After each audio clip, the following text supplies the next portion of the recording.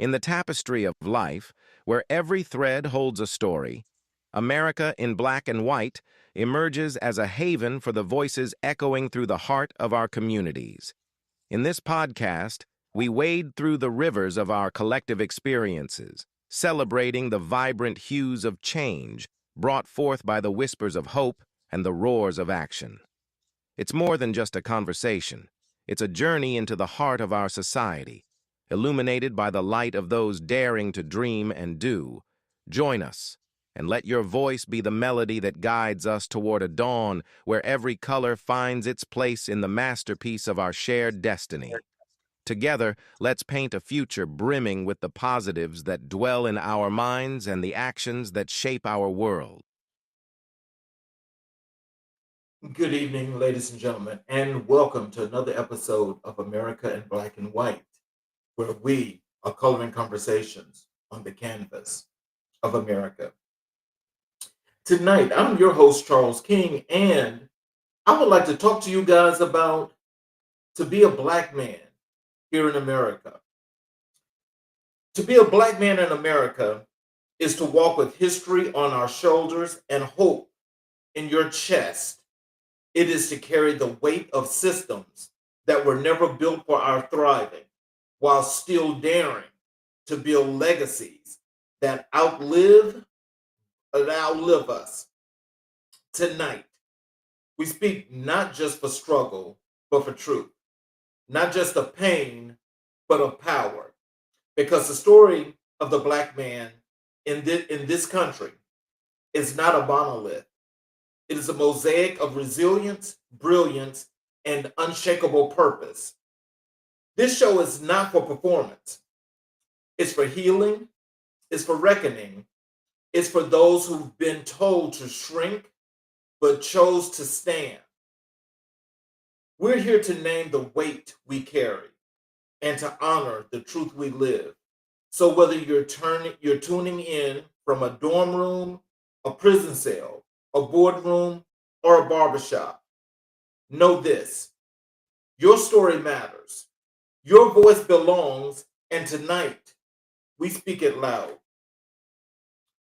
So this episode tonight, I just want you guys to know that the theme of this episode is about being a black man here in America, and what that means to be black and to be a black man, but the weight that's put on us in so many different ways that a lot of us, one, don't realize it, don't recognize it, and don't really think as to what's really causing a lot of the issues that we have. So I want you guys to know that this episode is raw, is unfiltered, is a reflection on lived experience of black men in America, and everyone has had a different experience. So just make sure that you guys understand that as I speak to this, a lot of people may not feel the same way, but this is what I'm sure the majority will feel. Okay, we're going to talk about the dual reality of brilliance and burden, legacy and exclusion, healing and harm through personal testimony and communal truth. This episode challenges you, the viewers, to listen, reflect, and to act. So, for starters, let me just say this. To be a black man in America is to live with a dual reality, one shaped by brilliance, resilience, and legacy, and another shaped by suspicion, exclusion, and systemic violence. It's not just difficult, it's deliberate. So, as I told you guys about this episode being unfiltered and it's raw, we're going to talk about this from the very bare minimum. And so, just to get this rolling, when you hear me mention that we're talking about the legacy, we're talking about the resilience, we're talking about the brilliance of black men. But when we talked about that other, that's shaped by suspicion, exclusion, and systemic violence, now that's one that I'm more than sure that every black man here in America has actually felt this in some shape, form, or fashion. So now, as I talk about this, this is only about truth. And so for some people, they may have hurt feelings, but I have nothing to do with that. The purpose of this show tonight is to talk about our raw strength as black men, but also talk about the positives, but also we will talk about the negatives because there's a lot of things that we don't do. But I'm going to start from that other side. The other side I was talking about, with the suspicion. The suspicion of being a black man, and it matters not where you go, what situations may have arisen, what has happened, and you have nothing to do with it because it's always quick and easy for someone to say, yep, he's black. Black people are there, so he must have done it. He must have done it. He must have done it. Wrong place, wrong time. How can you be in the wrong place at the wrong time when you're living in a free country?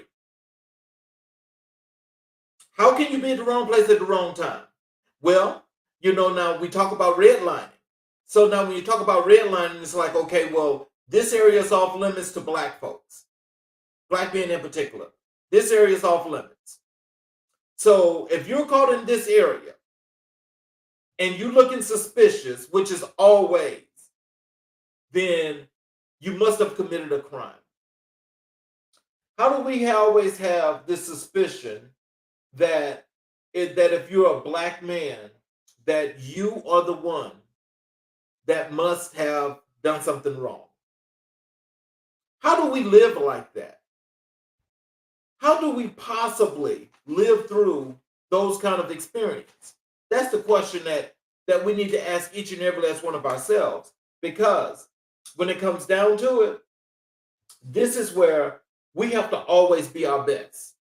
We always got to be a step ahead when it's not even about being ahead. A lot of us just want to just live our life and be happy. Well, so when we talk about that suspicion, so let me just tell you, to be a black man in America, what that looks like. Okay, let's start first at home. Now, you've got friends and family that will instantaneously categorize you and say, this is what you do, when that's not really the case. But from hearing it so long and so much, you start to take on these characteristics, and it's like, that's just who you are as a person, when that's not true at all. Which means people are dictating what your life is like, what your life is supposed to be about, because it's you. Well, no, that's not the way that works. And so, we're going to get into that and a whole lot more. And so when we talk about the historical and emotional weight of being seen but not understood, that is also the one thing that is one of the biggest stigmas that are put on black men. If you got your hair done a certain way, then you must be a criminal. You must be, just a different category. I mean, there's different categories that they put you in because if you look this way, if your hair is this way, or if you walk this way, this must be who you are. That's who you are, and that's what you do. When you walk into a store, you're suspicious of being robbed, a burglar, or you just want to rob a place and you just want to kill people. And this is what people start to say about black folks, but black men in particular. But not all black men are doing that. There are some that do those things, but it's not every black man. But every black man has that stigma. Now, the thing that's crazy about that is how many of us actually have the gall or the gumption to sit down and talk to each other and communicate in a real serious way that it really matters. Not quick conversations, because we all know that we had to have that talk in growing up, because we all had to worry about being shot and killed or arrested by cops, because we must have. And that's not even the case. But let mainstream media and America tell you that's what black men do. Black men are criminals. Black men are thieves. Black men are murderers. Black men cheat. Black men don't know what it is to be in monogamous relationships. Black men don't know how to love. Black men are mean. Black men love to fight. Black men are doing all of these things according to these people. That's not true. And so when it comes down to some of these things, we've got to end these stigmas. To set the tone, this is not a cry for pity, and it's definitely a declaration of the truth. And when it says a declaration of the truth, it's because these are the things that people need to understand and know right now. This is what people need to be learning, that when it comes to black men, believe it or not, being the original kings of this world, of this planet, deserves more than the respect than what we're being given. So it's not about asking for that respect, it's demanding that respect. Each and every individual that's on the face of this earth, when you see a black man, you need to be giving out all the respect in the world. Because when it comes down to it, not only would you not exist if it was not for black men, you wouldn't even have the mindset to move forward and be who you are or what you think you are right now if we didn't teach you. That's why it's so important to have black men in classrooms. It's because the teaching is second to none. So let's talk about the burden of being seen. There are 4 burdens. There's criminalization before speech. There's economic gatekeeping. There's policing and surveillance. And there's emotional suppression. Let's talk about the criminalization before speech. As I mentioned to you guys earlier, when you see a black man, most people are instantaneously saying that there's a problem over there, somebody got shot over there. Okay, there's that black man right there. He probably is the one that did it. That's how criminalization goes in America when you see black men. Black men never get the benefit of the doubt, but always get the burden of the problems. But when it comes to the strength of holding up, not just this country, but people in all these different corporations, people in general daily living. When it comes to things that when you need emotional support, when you need strength, you're relying on a black man. You're relying on a black man. So now we have to carry this weight of being criminalized, and we didn't even do it, don't have the opportunity to say anything, but if you say anything, then you're brutalized and you pretty much nearly killed, if not dead already, from police.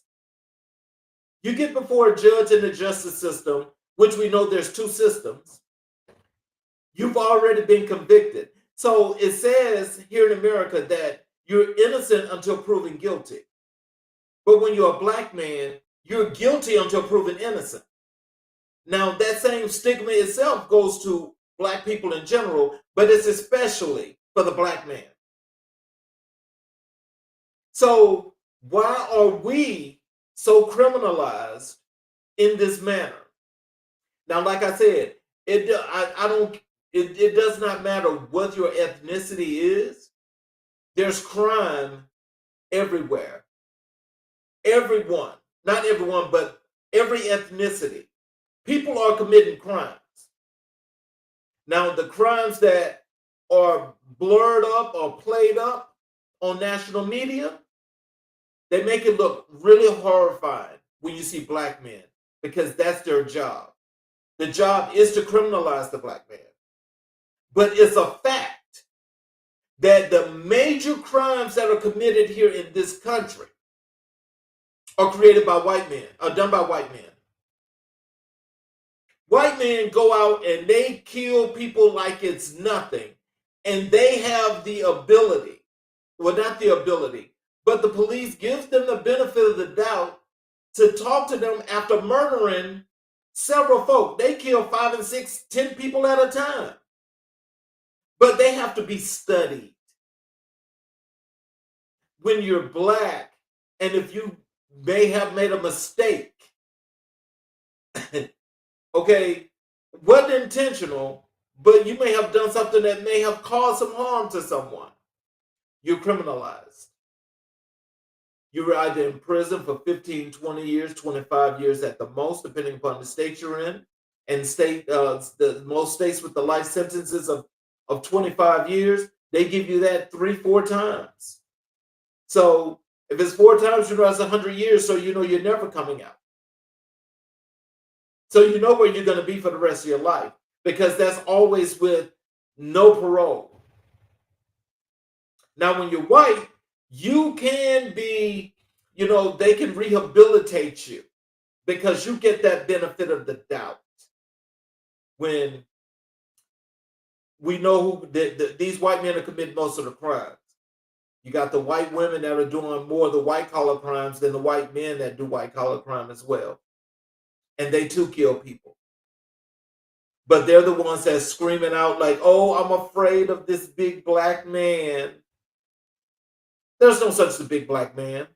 That's all in your mind, and that's a facade. And this is how you play with black men's lives. Because if a Karen screams and she says, I'm scared and there's this black man here and I don't know what he's doing and he shouldn't be here and he just looks scary and he looked at me wrong. The police is coming out instantaneously. They're not only going to detain that black man, they're probably going to beat him half an inch from his life before there's anything that's even said or he can say anything, because you don't have the opportunity to speak. If you speak, then you're speaking out of turn, and that gives them the opportunity to really kill you if they see for it, because they say they're afraid of their lives when it comes to black men. But we've seen several times where the white men actually shoot at them, stab them, beat them, fight with them like crazy. They don't even shoot them, but they have the guns that they set them up and they kill policemen like it's crazy. But they still never get sentenced to prison. But black men, we need to find a better way of how we handle things, where we all need to find ways to be a bit better when it comes to how we want to systematically handle situations like that.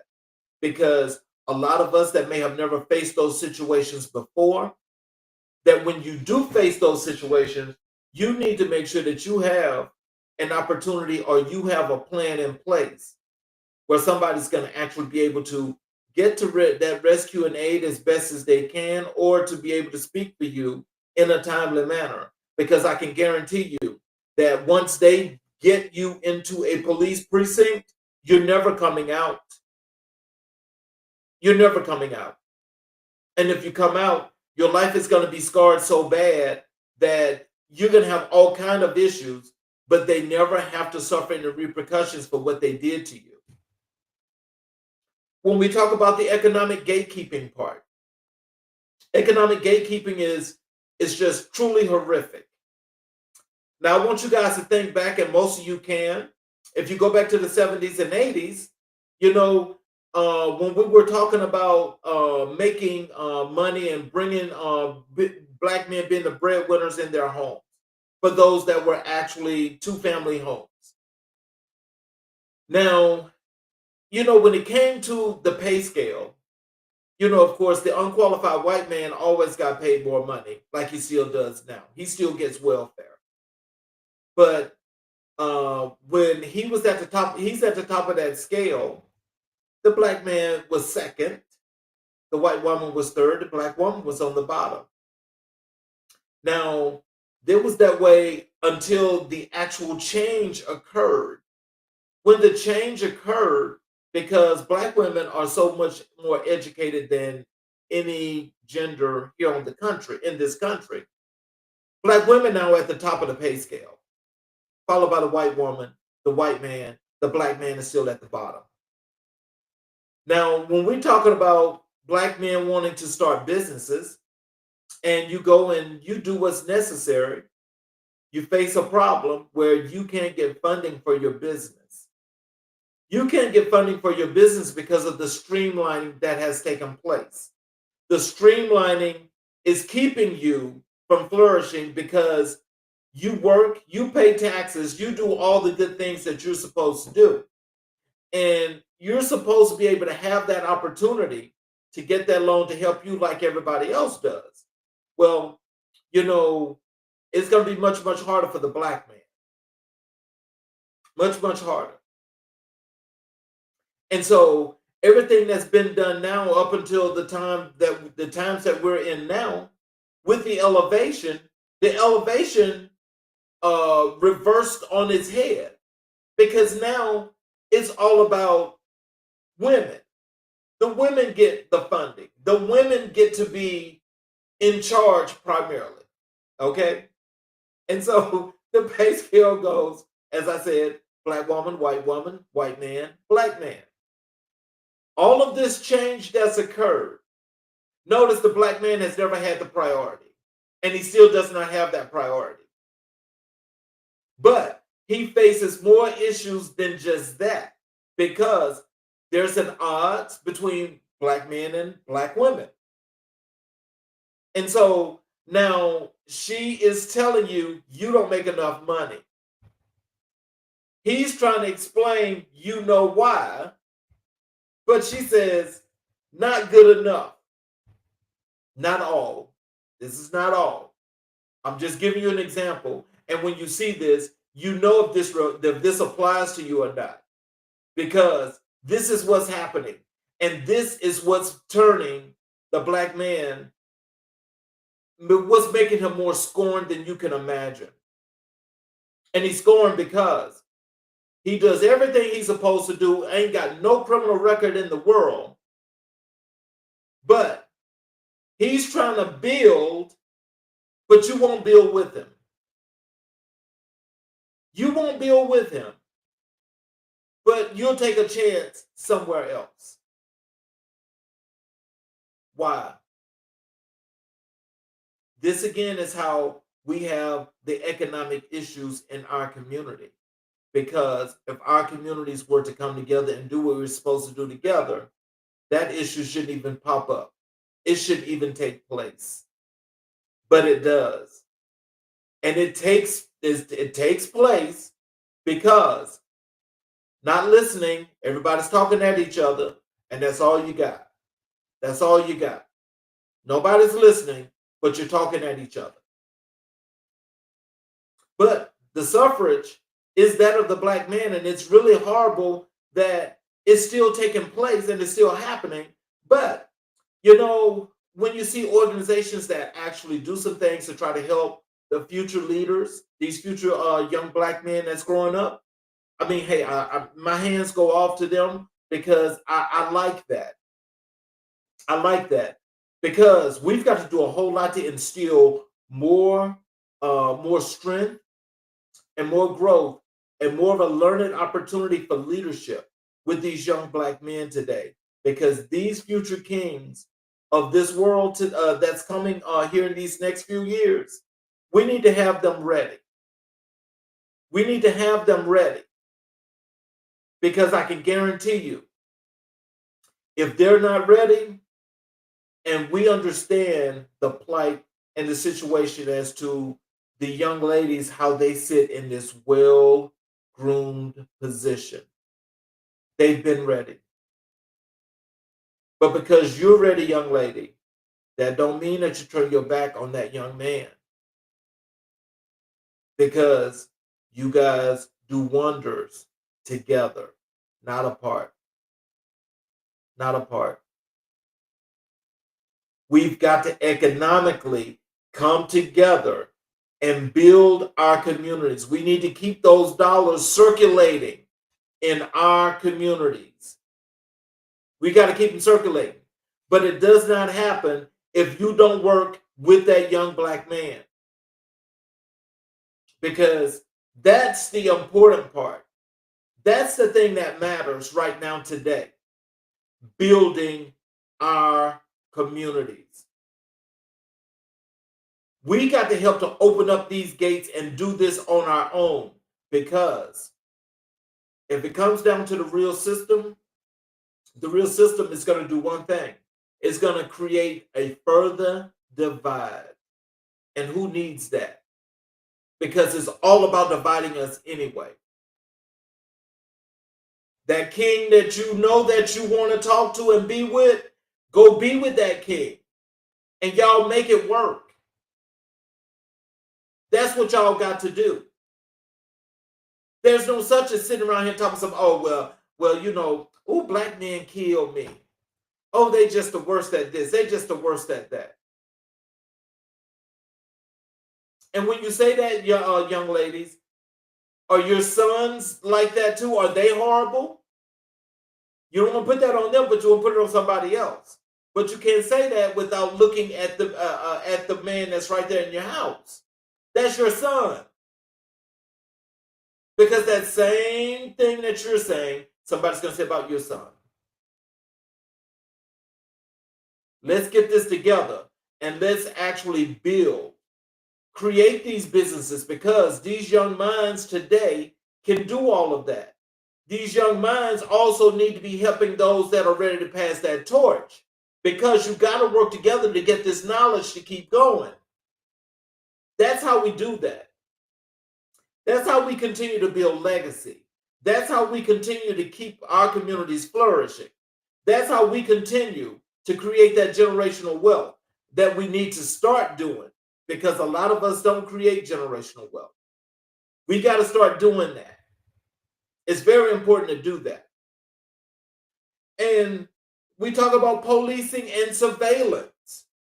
Policing and surveillance is the worst thing in the world, because the news loves to show you some stories of black men being arrested and beaten and maybe shot by policemen, and just speaking of how the policemen were fearful and how these men were attacking the police, and people showing some camera angles that totally make it look like this is what's happening when really it did not happen. But we also know that when it comes to policing and surveillance, they're surveilling black men like you would not believe. I mean, they're surveilling our communities like you would not believe. And all the gentrification that's taken place, pretty soon there's nothing to surveil. So if everything is taken away, what are you gonna do? So you see, they want to keep us in this prison system. The prisons are for profit. They're for profit. So, there are a lot of people that look just like me with all this melanin in their skin that's profiting off black imprisonment. They're profiting. They love it. They wouldn't change a thing. They speak highly of this, and that's what they do. So if that's the case, how do we fix that? How do we fix that? See, again, this is where you have to come together, and we've got to come up with a real serious system that more than just shines a light on policing and surveillance, but call it out as truth-telling as to what it really is. It's all about trying to go back to 1955 and enslaving black and brown folk like there's no tomorrow, taking away all the rights of the black and brown folk. especially black men. They want you first, black man. And whatever's necessary, that's what's going to happen. But we've got to come up with a way that we got to stop all this policing and surveillance in the most negative way that's affecting our communities and affecting our black men. It's happening. It's real. It's real.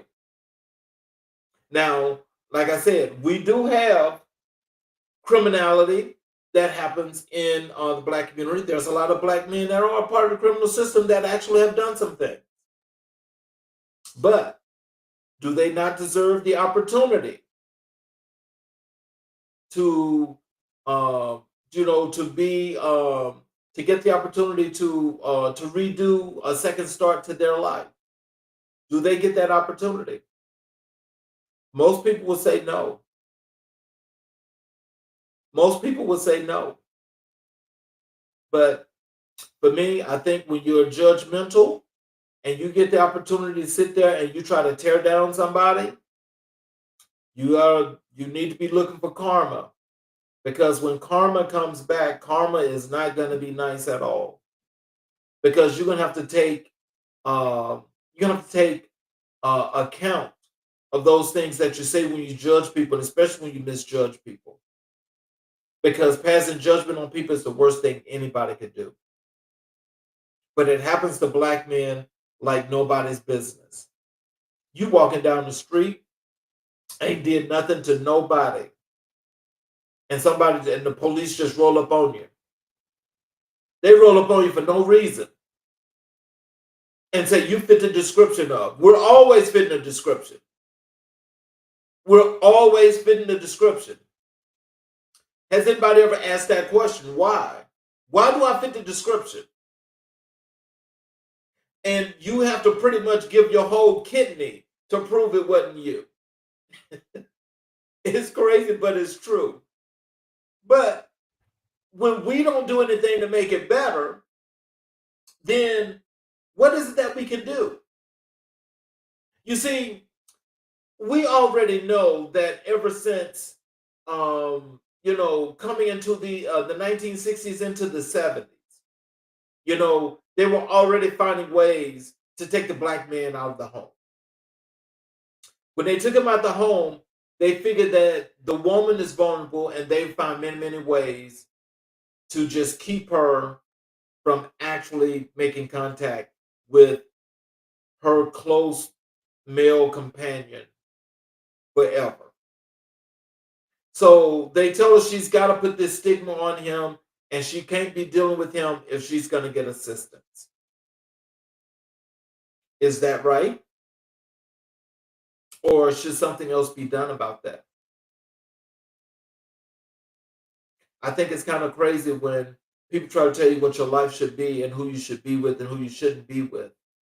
I'm not telling people that, but I am telling you that when people can actually put a stigma like they do on black men, they're basically saying, do not be bothered with black men. They're telling you, don't be bothered with black men. And you got a lot of people that say, I don't deal with black men, and I won't deal with black men. It's a very hurtful thing, but it's true.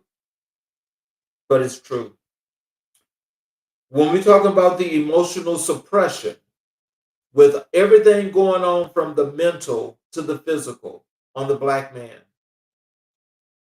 he's suffering emotionally so horrific that people act as though if they do not notice it.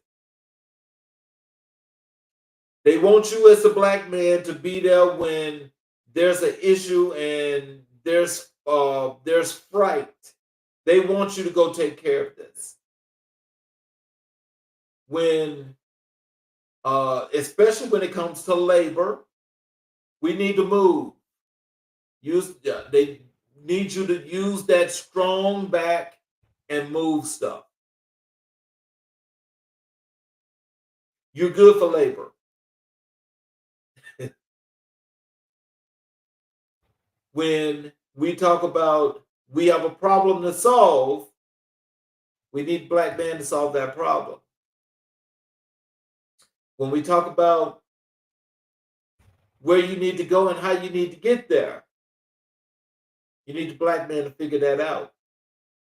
But if you've gotten what you need, now you turn your back on him and it's time for him to get gone, or you have to do something to help make his life even worse by helping him be a part of the criminal system. Use black men for what you need. After you get what you need, then you tell them to go about the business. You see, the families, which is so important, you know, it seems as though if black men are not there for their kids, there are a lot of them that are not, but there's a majority of them that are. But that's not the way black men are portrayed about their kids in the media. Let it be told, black men just don't. They just have babies and they leave them. That's not true. That's not true. But again, when he wants his rights to be around his kids, the mother says no a lot of times. She won't agree. She won't agree. But we've got to put these families together because everybody can survive on their own, true enough. Nobody's worried about survival because, if anything, that's one thing that you learn as a, especially a young black man. You learn survival, but it's not just about you. It's about that family. If we're going to build these families, then we need to do the right things necessary to put them all back together. You know, if you take a chance on driving uh, driving over into Tennessee and you live in Georgia, you take a chance with the possibilities of your car breaking down because it's got issues. But you don't take a chance on that relationship that you had or what you started with this black man. And you discontinue the relationship. No. Let me tell you something. Anytime you're in a relationship is work. There are going to be ups and downs. You can't pin the issue of a relationship on one gender and not the other because you're both involved. This is where you have to work if you're in a relationship. You got to work to keep that relationship. That relationship, don't just say, oh, we're just evolving, you're at 30 years. No, sir. There are ups and downs. With those ups and downs, you got to learn, you got to stick it out. At least that's old school because now I don't think people marry for love anymore. I mean, there may be some. I don't know. That's just me just thinking off the top of my head. But if you truly love someone and you've been together with that person for at least 15 years, that's love. The thing is, to keep it going, you've got to figure out what you got to do to keep the fire burning. Don't ever let the fire stop burning because once the fire goes out, you got a problem. Fire goes out, you got a problem. Because when you get that fire back on, it's going to take a lot of work, more work primarily, to get the flame going again. Because there's a lot of stuff that's being said, for one, that probably is not true, but it's just feelings that's just raw and emotional that's being spoken. But if you want that relationship, I'm telling you, you've got to work at that relationship. It's not fly by night. Relationships do the ups and downs. They do that. But because they do that, that don't mean that when it's down, they say, okay, well, we've had this run. Okay, bye. We're done. I'm breaking up with you. I don't want to be with you anymore. I'm divorcing you. Bye. No, that's not the way that works. So let me just tell you about this. When we talk about our community and we talk about the reflections, you know, I've seen, my grandparents together for a long time. I've seen other couples outside of my family dynamics that's been together for a long time. The same with myself. I've been in my relationship for a long time. I've been married for a long time. And I'm telling you, it's not peaches and creams. It is not peaches and creams. But when you love, you stick it out. You got to accept the good and the bad, because if you're going to build a community, you're going to need to rely on each other in order to do that. You're going to need each other. So don't internalize the bias, especially when it comes to our own family. Don't even internalize the trauma, because the trauma is something that affects Black men more than people can imagine, as I said before. Because when you're a young boy and all of a sudden you've been thrusted upon as the man in the house and you're just 10 years old, that's trauma for that child. That's a stigma that you're putting on that kid that he does not deserve.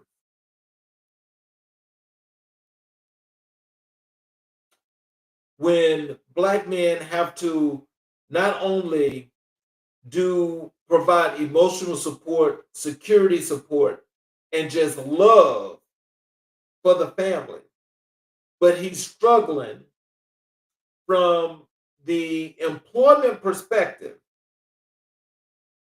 and you start disrespecting him, you're causing him problems. You're giving him mental issues that, one, he don't know how to deal with. He's not actually saying it to you, but he's got some kind of mental issue that's being developed because he wants to do better, but you're not giving him the benefit of the doubt. How do we work that out, and how do we make that happen? You sit down, you communicate, you talk, and you come up with a plan and you make it work. Because if he's down today, you could be down tomorrow. Stop piling on Black men like that. Stop doing that. Because, I think if you really look at how this looks, especially from a societal perspective, you would think that Black men are just always the worst, have had the worst character in the world. Do you hear people saying that about Martin Luther King? No, you don't. Was he a perfect man? Well, we don't know that, if he was, if he wasn't.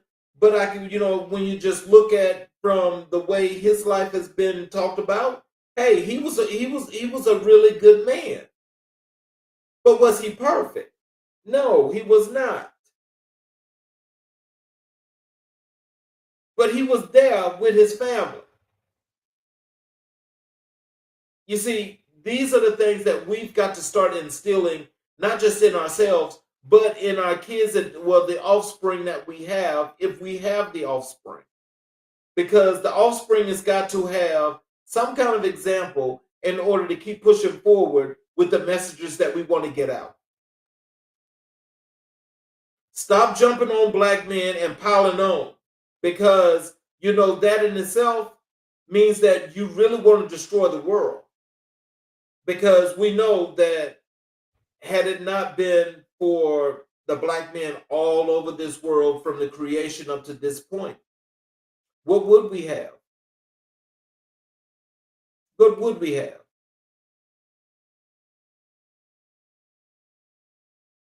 Treat that king the way he needs to be treated. And king, you need to make sure you take care of that queen the way she needs to be treated.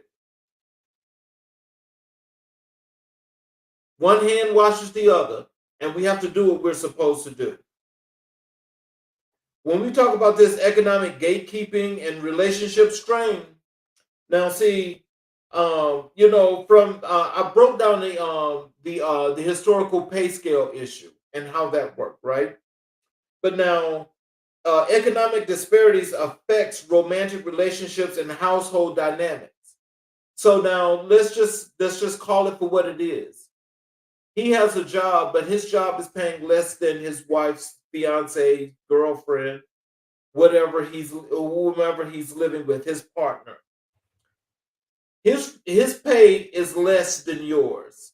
You're the breadwinner. So do you get upset because you make more money than him and you want him to make more money than you, so you feel like you have to have more of a break than you feel like he's getting because you think he's not doing what he's supposed to do? Is that honestly how you feel about it? Or is it that reality sets in and you realize that, hey, this is not where we wanted to be economically, but what can we do to make it better? Which means that you got to communicate and you got to work on it. Is that what you do? Or do you just say, nope, we just can't do this? You guys have got to start thinking about building these families and having the family dynamic that you know that your older parents, grandparents, great grandparents, uncles, aunts that you see have been together for a long time. They've been together a long time for one reason. That is, nobody ran away when times got hard. Times get hard. So does that mean that, because, you just don't like the way that situation look like? Or is it because your friends are telling you that you need to break up with them? If your friend is telling you that, you probably need to keep an eye on your friend. You probably need to keep an eye on your friend, because that means that your friend wants your husband or your boyfriend. She's telling you to break up with him because she wants him. We don't need to be playing these kind of games. What we need to be thinking about is life is serious. Think about the situation we're in right now today. How many families are out there where you got single family homes and people don't understand survival skills? And if you don't understand survival skills and understand what we're under right now at this present day, survival skills is not saying, okay, well, I can pay my rent and I can pay the light bills. No, that ain't survival. Survival, that's included in what you do to survive, but that's not just survival. Survival is going to be able to, especially when resources are short, you're going to be able to have to take all of this, and this is infamous. You have to take all of this and have to be able to bring it in and take all of those resources and get a little bit from each and know how to use it, when to use it, how much to use it, and why you're going to use it. You see, a lot of times when people start thinking that everything is about money, you start causing yourself a problem, because everything is not about money. People say, oh, money make the world go round. Yep, they also say money is the root of all evil. So that means that when it says the root of all evil, people will kill you for money. Family, friends, strangers, they will for money. At least what they perceive you got that you might not even have. Build your families. Build your families now. You go and find that king that you know that you're supposed to be with. You go find him and y'all work that out and y'all get those families together like you're supposed to. That's what we're supposed to be doing. You got all these idiots running around here on all these different platforms, all across the news spectrums and so forth.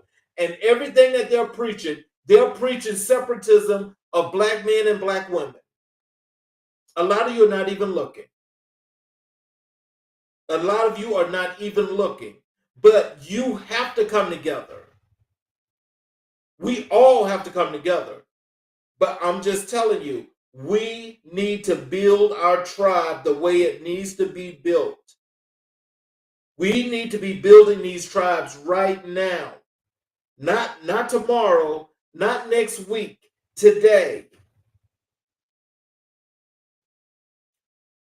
So just in this whole situation, I just want you guys to know that the toll that this takes on most black men is really, really horrible, because a lot of times he just feels like, one, he don't get a break, nobody cares, and when he tries to say what he needs to say, nobody's listening. Why? Why don't that king deserve the respect that he's giving, and when he's trying to put forth his best effort to make life that much better, not just for himself, but for those that are in his close knit circle. That is, if it's his family, he's trying to do things for his family. If it's for the external family as well, he's trying to do things for the external family. But you still want to put that stigma and hold him to this standard that is so high that the average person, regardless of who he or she is, will not be able to come up to that standard. And if that's the case, why even do that? Why even create that kind of habit? Why even try to do that? Because as we talk about employment, look, and if you actually go to Bureau of Labor Statistics, what you're going to find is that the majority of young black men, or black men in general, are trying to do things from an entrepreneurial perspective. The reason why he's doing that is because, one, he knows that he's not getting a fair deal where he is. You need to listen, young lady, young man, as to what he's saying to you. You need to listen. Those opportunities are not coming to him the way they're supposed to, and he's not comfortable with that. So he'd rather create his own lane. When he creates his own lane, what's wrong with supporting that?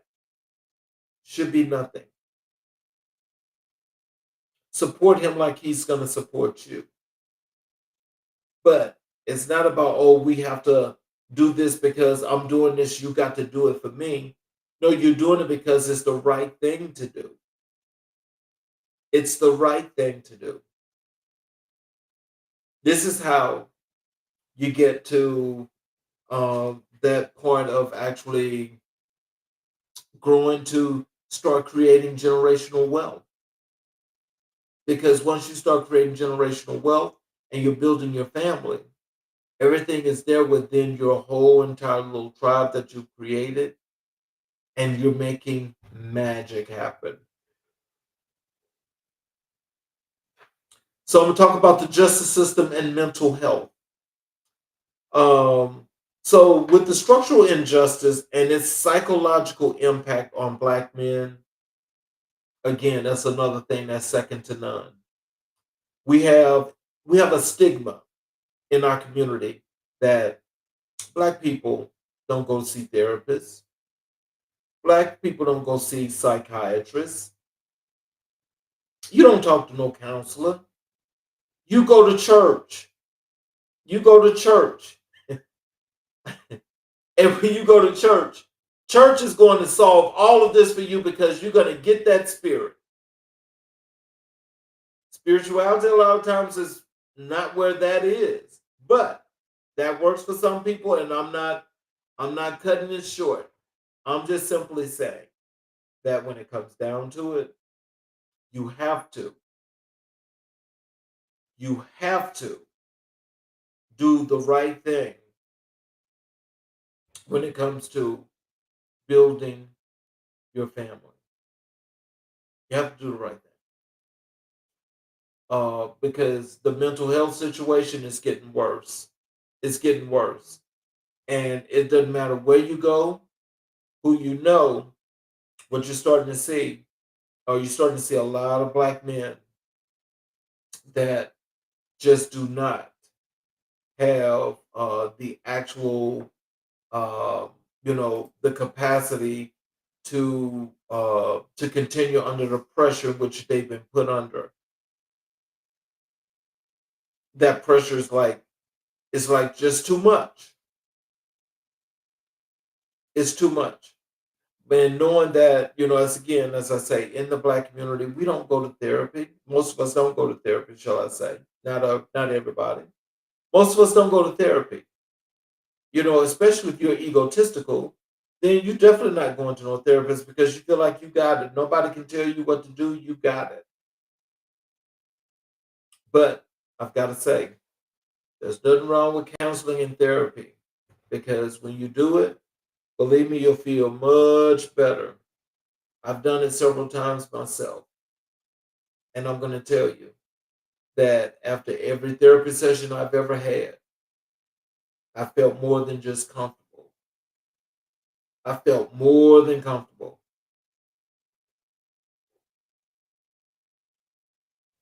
So let me tell you guys about the betrayal of being policed by those who look like us. Now, this is an issue that I don't know how any of you that's in law enforcement and you got the same kind of melon and you in your skin and you look like me and you can sit there and you can unequivocally say that you're doing your job.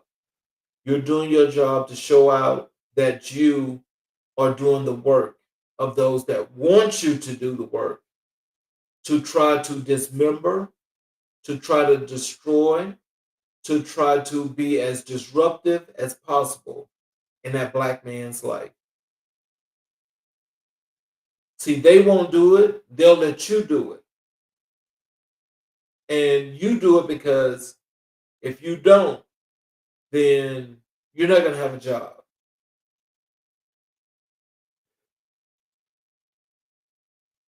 What doesn't make sense about that is that that's happening more than we can imagine. So, this is why police are just never going to be trusted. Whether you're black, white, Puerto Rican, or Jew, you're just not trusted. You're not ever going to be trusted. And you're not ever going to be trusted because what you're doing is you're wreaking havoc on somebody's life, causing somebody some harm, and then lying about it. That's what you guys do. You lie about it. There are some that want to do the right thing, but there's not enough of those compared to the ones that don't. So, what does that look like? Can somebody tell me what does that look like? Because I can tell you, I really have a problem when it comes to this policing situation. I'm not one that can say or will be able to say that I've had a run in because I haven't. On that experience in the way of can't say that. But I can speak on what I have witnessed and what I have saw that I know was unjust. I can say that. But because I can say that, how many more of us that have seen stuff like that and won't speak on it? You know, just like I'm a black man and I see this happening to another black man, that does not make me happy. That makes me sad, actually. And it makes me sad because if I can actually do something in some shape, form, or fashion to help this person, then I feel like I'm not doing what I'm supposed to do. But what a lot of people do is once they, Because like now everybody runs around with a cell phone and they just wanna like just record events and upload them online and say, "Oh, look at this." And people go and look at the transgressions that have happened, not understanding the situation and not realizing that somebody could possibly be dead or close to death because these folk got it wrong. And they got it wrong because they're profiling. And now it's the black cops that are doing more of the profiling than the white cops because they're doing the work for the white police chief. Whatever happened to the real justice? Whatever happened to the rights of these folk that have these rights to do what they're supposed to do in society? Are we taking those away now? Are we being judge, jury, and prosecutor? We're all that now. We're doing all that. And so in doing that, what that means is all about you destroying the black man. That's what this is all about. But believe me, there's going to be other ways and other changes that could possibly that can come to fruition that can make this that much better, but it does not start unless we all do the right thing. Especially in our communities, we need to start gathering a whole lot more. We need to be doing what we need to be doing for our communities. That's what it all comes back to. Our communities. And this last question on this justice system and mental health is, will they be here for me when I need them? That's the burning question. That's what the black man is asking in his mind of either of family, friends, and other folk that he knows. Will they be here for me when I need them? Because I am there for them. This should make a lot of people wonder and think about if you call yourself having a friendship with somebody, or if it's one of your relatives that you have actually turned your back on him when he was in a bad situation and he needed you most. You wouldn't even think about asking him when the situation is about you. But now that it's about him and he needs your help, you're not going to be there for him. Think about that for a second. How does that really work? Does that really sound like something that family and friends would do to another? Yes, it does. Because most of us have seen that. And when we see that, do we speak up against that? That's the thing. Let's start using these voices and projecting. But because we're projecting, that don't mean that that's all there is, because there's a whole lot more. But what that does mean is that when it comes down to providing that support when you know you're needed, you need to be there firsthand. You need to be there. Because black men have got targets not just on their backs, but their fronts and their heads. That's 3 targets. We've got to be there. We've got to be there for each other. Now, the truth that's not being taught is that, we talk about the facts of premature death, unfair trials, and erased narratives. See, these are things that are not talked about. And when we talk about premature death, that is, people dying these mysterious deaths in many ways, and they're under somebody's care or somebody's watch, and they died this crazy, crazy death that nobody speaks of. It's like, oh, somebody, they just died.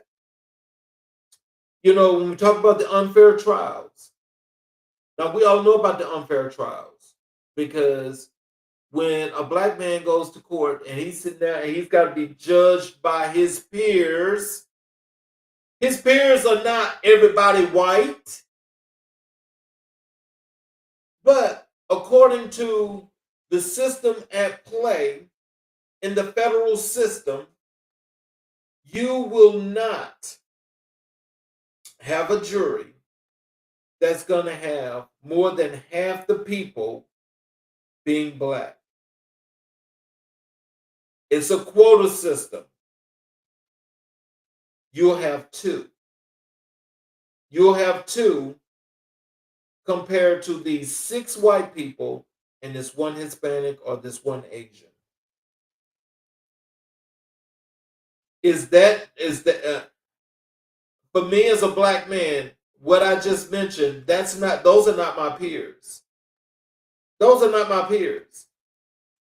But you know, for those that are playing gatekeeper for those that they feel like, you know, treating other black folk this way is the way they should do in order for them to prosper, those folk, you couldn't be able to rely on them as well when it comes to a jury.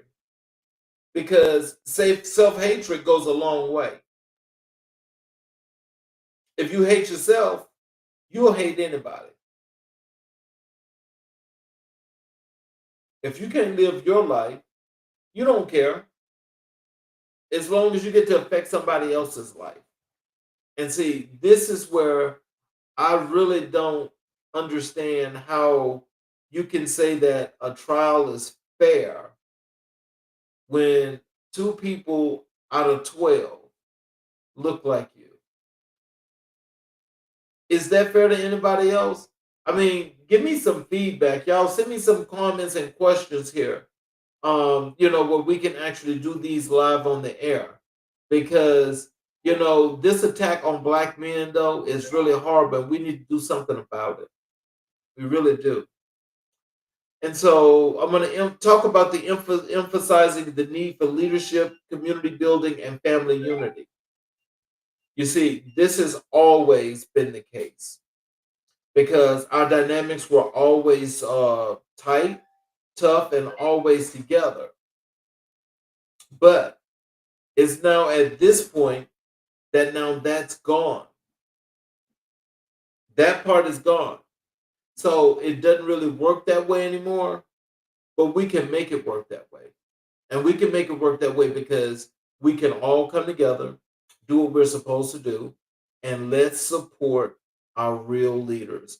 We don't need people outside of our communities or outside of our ethnicity telling us, this is your leader.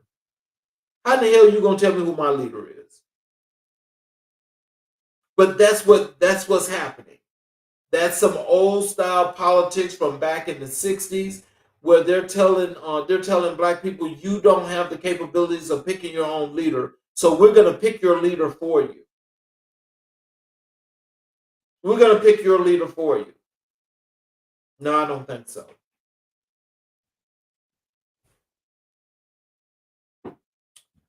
And so we're going to reclaim the narrative here.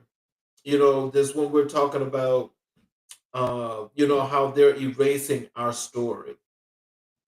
Now, they don't went too far with that, but now everything that the black man has done, these people are trying to find a way unequivocally. They're finding a way unequivocally to just let it be known that this ain't a part of history and it's not going to be in the books. That's what they're doing. So it's one of those things, yeah, we expect that, but you know, the truth is the truth. We all know that the original and person on the face of this earth was a black man. We all know that. We all know the story about Adam and Eve. We all know the story about Jesus. We all know that the original Bibles over in Ethiopia that was stolen and rewritten, and they come up with this King James version. We all know that. We know about all the other books that have been written by especially famous black folk that, now they want to just totally get rid of them and they don't want people to know about the historical context. Who are the real leaders of this world? The real kings were black kings. The queens were black women.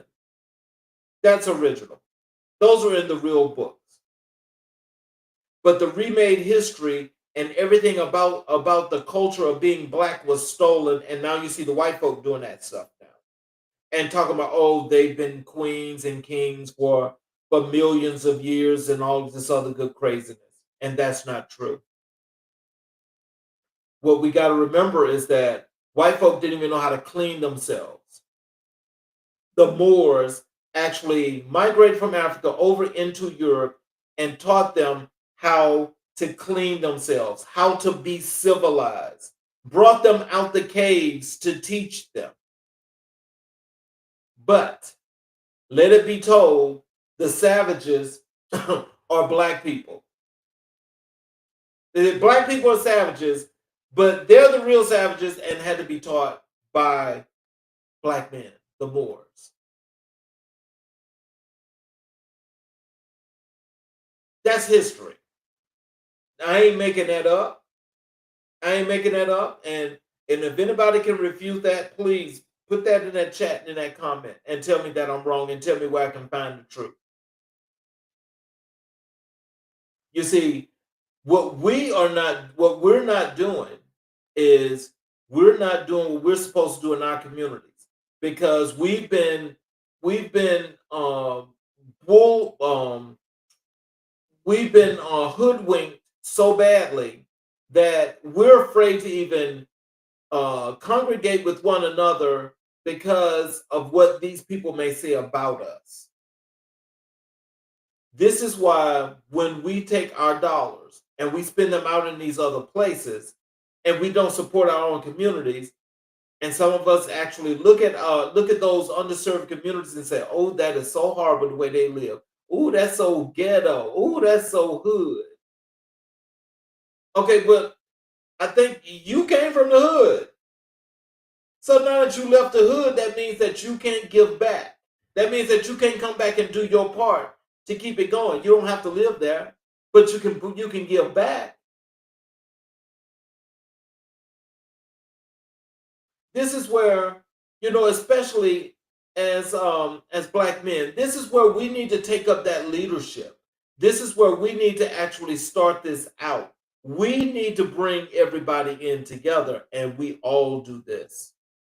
It's got to start with you, black man. It's got to start with you. Got to start with you.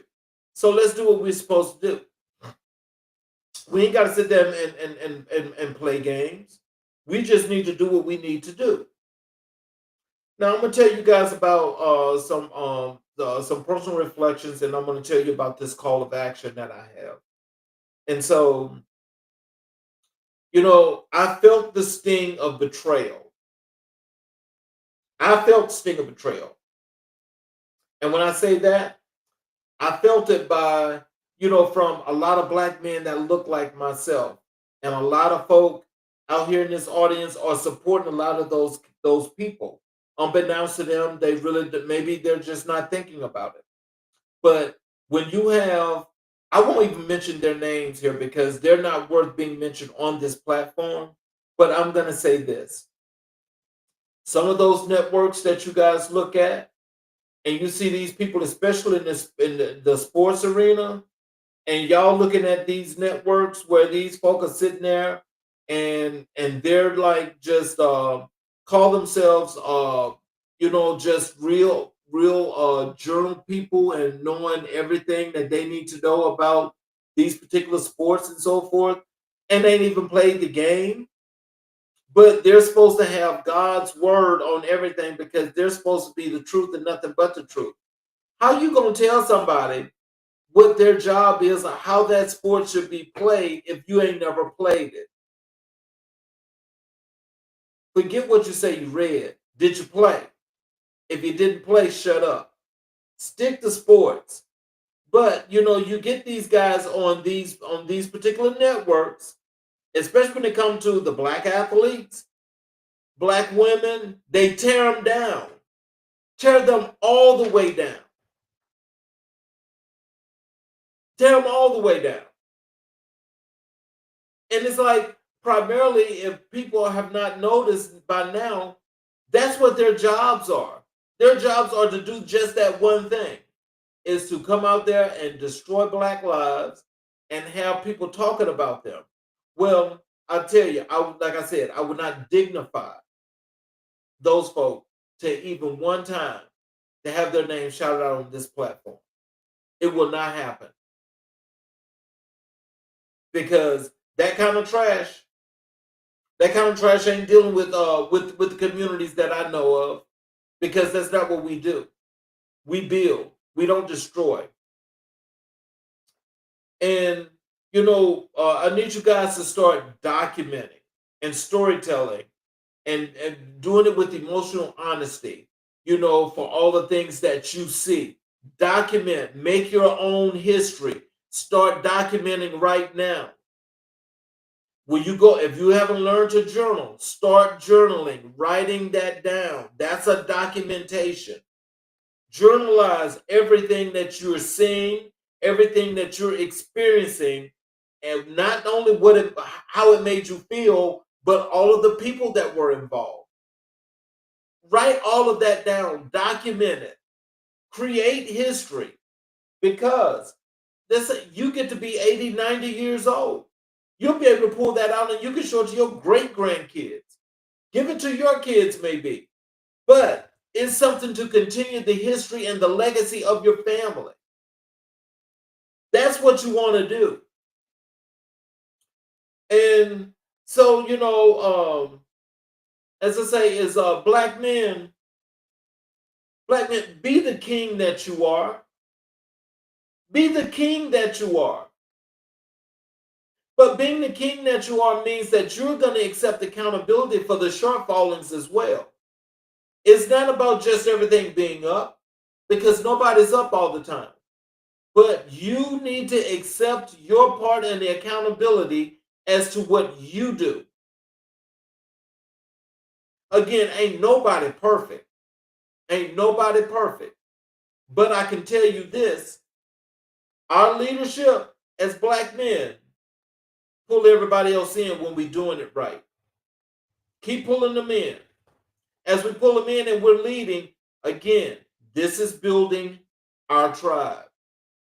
This is building our communities. This is making our communities stronger. Get out there and take that initiative. Go out there and start doing the things that you know you need to do or what you need in your community. Get out there and start that fight. When I say start that fight, so let me just make sure I clarify. Because people say, oh, he's preaching violence. I'm not preaching violence. The fight is actually getting it done. That's the fight. Getting it done. I'm not talking about going out there and fighting and hurting people. No. I'm talking about fighting for your community. Go do the thing that you know to do, because you know there's going to be some pushback.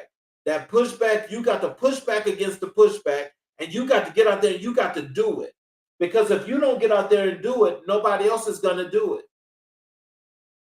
You see, we're paying taxes to not just the local county, city governments, but the state governments and the federal government.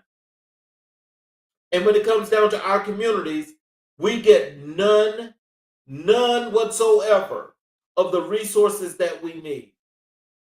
And we get none of those resources, which is causing our people to run from their communities to go live in what they call white communities in order to get what they say they need, when only thing they're doing is creating a place that's going to create the white flight, where they're going to come back to where you are, and you're going to be outside looking in.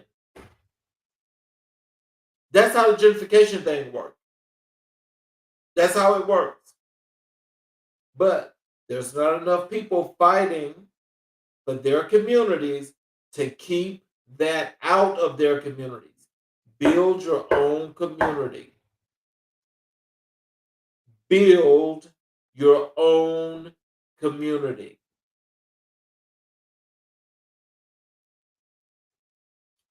And so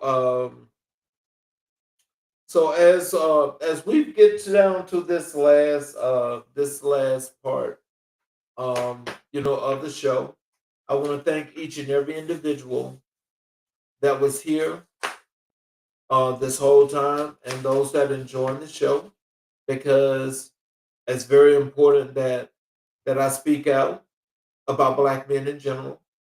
We've got some that's got some shortcomings, but the majority of us are actually doing a positive thing. I'm inviting you all here into America in Black and White because what we do is nothing but Black excellence. And I want you guys to be a part of this Black excellence as we tell the story of our culture, of our people, of the professionals that are totally, totally dominating their career industries and doing all the wonderful things that they do. Those things American Black and White does not exist without those people. And you guys have seen each and every last one of those individuals as they've come here to the show. So as they've come here to the show, they've come here to do one thing. That is to display the Black excellence of what they're doing in their communities and how they're contributing to building their communities. When I think about all of the things that we've gone through, we've got to remember one thing. When we can see ourselves in a positive light, that is looking in the mirror, then we get that same outlook. When you come into America in Black and White, when you're on this show, you get Black excellence. You get exactly what we need you to get because we want you to be at your very, very best. Everybody can participate in this show. But we're all about building the underserved and marginalized communities, and we're also about creating that legacy, that long living legacy of what Black history is supposed to be. And so, just so you understand that we are here where we have done basically everything that we could possibly do in order to continue to show you all the positive side, the positive light of what Black culture is, of what Black excellence is. We're doing that, and we're going to continue to do that. So as you watch the kings and queens that come here and tell you their stories live for the time that we do shows, you guys should be taking messages from what they're talking about because these are their contributions to the community. This is how we want to grow the community. So are you going to just let this go by the wayside, or are you going to participate? We want you to participate. We want you to be a part of this. We want you all to continue to see Black excellence as you see it and know that this is what you look like. And I want to thank you guys also for knowing that, for the opportunity and knowing that now we've issued our third issue of the magazine AMIBW. That magazine in itself is setting a standard. It's going to continue to set a standard for years long and past. Because when you see all of those kings and queens, as I told you, that's been here on this platform, they're here for a reason. And my hat goes off to all of them that's been here because they've contributed to what this legacy is about. They've contributed. And I want to thank you guys because, it really means that much, not just to me, but for those that really need this uplifting and to be a part of something like this that's so dynamic that is able to touch for miles and miles away. And so that's what we aim to do. We aim to please, and we aim to keep you guys, here as a part of our platform as we go out. And so, in closing, I just want you guys to understand this. We've heard the echoes of pain and the roar of purpose. We've named the burdens and the celebrated and celebrated the breakthroughs. And if nothing else, let tonight be a reminder. To be a Black man in America is not a curse, it's a calling. A calling to rise, to build, to protect, and to tell the truth, even when it shakes the room. We're not just survivors, we are architects of change. We are not just statistics, we are storytellers of legacy. And as we close this chapter, remember, the weight we carry is real, but so is the strength we wield. Keep building, keep speaking, keep living your truth because the world needs it, and so do we. I want to thank you all for joining us here tonight on America in Black and White. And I want each and every last one of you that's watching on all the 8 channels that we stream live on, especially the YouTube channels. Please pledge your support by supporting us and subscribing and enabling all the notifications on all those YouTube channels in which you're watching this show. Because this show is not just about this platform, it's about you. And it's about you having the opportunity to see people in the light in which you are coming into to expand and to grow and to be those people that you have always aspired to be. I'm your host, Charles King. I want to thank you guys for joining us tonight. Join us again tomorrow night on another episode of America in Black and White, where we will continue to color conversations on the canvas of America.